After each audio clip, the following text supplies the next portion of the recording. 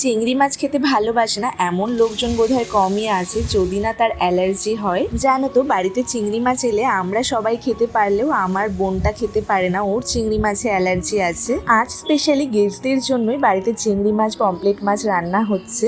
দুপুরে খাওয়া দাওয়ার পর আমি গেস্টদের নিয়ে বেরিয়েছি আমাদের শহরটা একটু ঘুরে দেখাতে। বৌদির ইচ্ছা আমাদের এখানকার প্রত্যেকটা বিখ্যাত জিনিস স্মৃতি হিসাবে নিয়ে যাওয়ার। আমাদের এখানে বিখ্যাত কাঁসার বাসন, সেই মতোই বৌদিকে কাঁসার বাসনের একটা দোকানে নিয়ে এসেছি। দোকানে ঢোকার পর বৌদি যেটাই দেখছে সেটাই পছন্দ হয়ে যাচ্ছে, তো আমরা এখানে প্রচুর টাকার বিল করেছি, কারণ এখন কাঁসার জিনিসপত্রেরও প্রচুর দাম বেড়ে গেছে।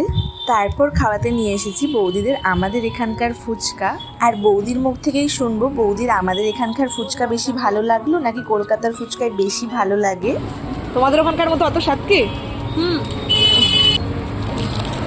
তারপরে আমরা 1 প্লেট দই ফুচকাও নিয়ে নিয়েছিলাম।